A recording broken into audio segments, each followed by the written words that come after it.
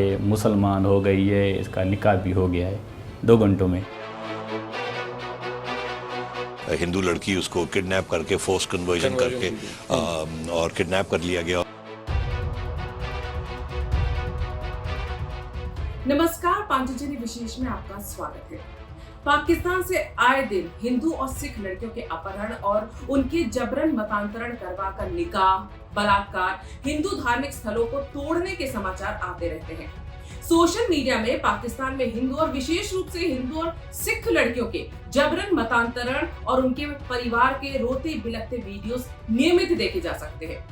जिस प्रचंडता और उग्रता से पाकिस्तान दशकों से भारत के कश्मीर का विषय अंतर्राष्ट्रीय स्तर पर उठाता रहा है, क्या कभी किसी देश, किसी मानवाधिकार संस्था या भारत के ही संगठनों ने कभी पाकिस्तान के प्रताड़ित हिंदुओं और सिखों की पीड़ा को अंतर्राष्ट्रीय स्तर पर इस प्रचंडता से उठाया है क्या किसी ने पूछा कि विभाजन के समय जो हिंदू पाकिस्तान में 16% थे, वो आज मात्र 1.18% कैसे रह गए? ऐसा नहीं है कि वहां की हिंदू और सिख समुदाय ने कभी वहां की सरकारों से अपनी सुरक्षा के लिए गुहार नहीं लगाई। प्रशासन के पास भी गए, पुलिस के पास भी गए, लेकिन उनकी कोई सुनने वाला नहीं है और उन पर हो रहे अत्याचार निरंतर जारी है। जो लोग भारत जैसे लोकतंत्र में अल्पसंख्यकों के दोयम दर्जे के नागरिक होने का झूठ फैलाते हैं, उन्हें पाकिस्तान के हिंदुओं और सिखों की हालत देखनी चाहिए तो समझ में आ जाएगा कि किसी देश में दोयम दर्जे के अल्पसंख्यकों की स्थिति क्या होती है। पाकिस्तान में रहने वाले हिंदुओं की हालत यह है कि वो अब सड़कों पर उतरने को विवश है। सिंध के हिंदू समुदाय ने अब इस दमन के विरुद्ध बड़े स्तर पर आवाज उठाने का निर्णय किया है। अनेक संगठन एक होकर 30 मार्च को एक बड़ी रैली आयोजित करके पाकिस्तान में अल्पसंख्यकों के अधिकार के लिए आवाज उठाएंगे। ये रैली पाकिस्तान दारावर इत्तेहाद यानी पीटीआई ने आयोजित की है और इस रैली को वहां के सभी हिंदू संगठनों का समर्थन रहेगा। आपको बता दें कि पाकिस्तान में लगभग 20 लाख हिंदू हैं, जो वहां की कुल आबादी का 1.18% है। इनमें से 14 लाख हिंदू सिंध प्रांत में रहते हैं, यानी पाकिस्तान में रहने वाली हिंदू जनसंख्या का एक बड़ा हिस्सा सिंध में रहता है। पाकिस्तान के सिंध में हिंदुओं का शोषण विभाजन के बाद से ही हो रहा है, लेकिन जानबूझकर इस्लामिक कट्टरपंथियों और उनका साथ देने वाली अंतर्राष्ट्रीय ताकतों ने कभी उनकी प्रताड़ना की खबरें दुनिया के सामने प्रमुखता से आने ही नहीं दी। सोशल मीडिया के इस दौर में वहां के हिंदुओं ने अपना दर्द विश्व के सामने रखना शुरू किया है और इसी क्रम में हिंदू ऑर्गेनाइजेशन ऑफ सिंध के फाउंडर और प्रमुख नरेंद्र दास भील सिंध के हिंदुओं पर होने वाले हर अत्याचार को अपने ट्विटर हैंडल से दुनिया को बताने की कोशिश करते रहते हैं और उन्हीं की तरह कई और लोग भी हैं। अमेरिका में सिंधी फाउंडेशन के मुताबिक सिंध प्रांत में हर साल करीब 1000 हिंदू लड़कियों जिनकी उम्र 12 से 28 साल के बीच है, उनका अपहरण किया जाता है, उनका जबरन धर्म परिवर्तन कराया जाता है, इसके बाद मुस्लिमों से शादी करवा दी जाती है।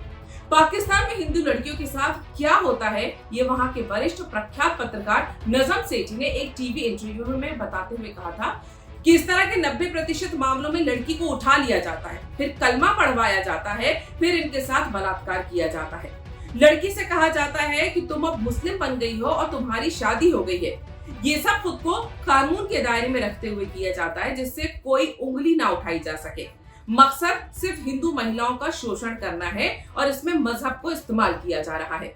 दुख तो इस बात का होता है कि जो इनका धर्म परिवर्तन कराकर शादी करता है, उसका उद्देश्य केवल लड़की का यौन शोषण करना होता है। शादी तो बस खुद को बचाने के लिए है और जब मन भर जाता है तो वो इन्हें छोड़ देते हैं। नजम सेठी ये भी कहते हैं कि ऐसी लड़कियां बाद में गायब हो जाती हैं या मार दी जाती हैं या फिर देह व्यापार में झोंक दी जाती हैं और बार बार बलात्कार किए जाने के बाद जब वो खुद को देह व्यापार में पाती हैं तो वो खुद शर्म से अपने खिलाफ हुई ज्यादती को बता नहीं पाती, जिससे कि परिवार का नाम खराब ना हो। अल्पसंख्यक हिंदू समुदाय की लड़कियों के जबरन धर्मांतरण पर 2019 में पाकिस्तान के सिंध विधानसभा में विधेयक पारित किया गया था, लेकिन फिर इसे रद्द कर दिया गया। 2021 में दोबारा विधानसभा में इस मुद्दे को उठाया गया, लेकिन फिर उस विधेयक को रद्द कर दिया गया। ये है पाकिस्तान सरकार का हिंदुओं पर हो रहे अत्याचारों पर रवैया। और आज हाल ये है कि पाकिस्तान के हिंदुओं की सुनने वाला कोई नहीं है। वो सड़कों पर उतर तो रहे हैं, लेकिन जिस देश की सरकार विभाजन के बाद से ही अल्पसंख्यक हिंदुओं को छलती आई है, उससे न्याय की अपेक्षा करना बेमानी है। उनके लिए 1950 में हुआ नेहरू लियाकत समझौता भी एक बहुत बड़ा धोखा है। जब बाबा साहब अंबेडकर जैसे नेता विभाजन के बाद हिंदू और मुस्लिम आबादी के 100% अदला बदली की बात कर रहे थे, तब भारत के प्रधानमंत्री जवाहरलाल नेहरू और पाकिस्तान के नेता लियाकत अली के बीच में यह समझौता किया गया था, जिसमें दोनों देशों में अल्पसंख्यकों के अधिकारों और सुरक्षा के लिए अल्पसंख्यक आयोग बनाने पर सहमति जताई गई थी। साथ ही तय हुआ था कि दोनों देशों में जबरदस्ती धर्म परिवर्तन अवैध होगा, अल्पसंख्यकों को बराबरी और सुरक्षा के अधिकार दिए जाएंगे। दोनों देशों में अल्पसंख्यकों के खिलाफ किसी भी तरह का कोई कुप्रचार नहीं चलने दिया जाएगा। दोनों देश युद्ध को भड़काने वाले और किसी देश की अखंडता पर प्रश्न खड़ा करने वाले प्रचार को कभी बढ़ावा नहीं देंगे। भारत में मुसलमानों को तो ये सारी सुविधाएं मिली इस समझौते के बाद, लेकिन पाकिस्तान में हिंदुओं को केवल और केवल धोखा मिला। आज की सच्चाई ये है कि विभाजन के बाद भारत में अल्पसंख्यक मुस्लिम जो 10% से भी कम थे, अब बढ़कर 15% हो गए हैं, जबकि पाकिस्तान की हिंदू आबादी 16% से घटकर मात्र 1.18% रह गई है। पाकिस्तान से हर साल लगभग 5000 हिंदू पलायन करते हैं और कारण होता है धर्म के आधार पर पाकिस्तान में हिंदुओं पर हो रहे अत्याचार, जबकि भारत के मुसलमान पाकिस्तान पलायन नहीं करते और जो जाते हैं वो जिहाद की ट्रेनिंग लेने जाते हैं। पाकिस्तान के इन्हीं प्रताड़ित हिंदुओं और बाकी अल्पसंख्यकों के लिए मोदी सरकार CAA यानी सिटीजन अमेंडमेंट एक्ट लेकर आई थी।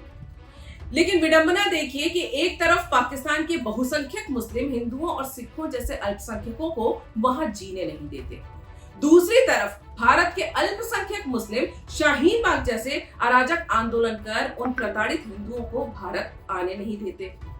यानी भारत हो या पाकिस्तान, मुस्लिम अल्पसंख्यक हो या बहुसंख्यक, तय तो वही कर रहा है ना कि प्रताड़ित हिंदू और सिख जैसे अल्पसंख्यक कहाँ रहेंगे और किस हाल में रहेंगे।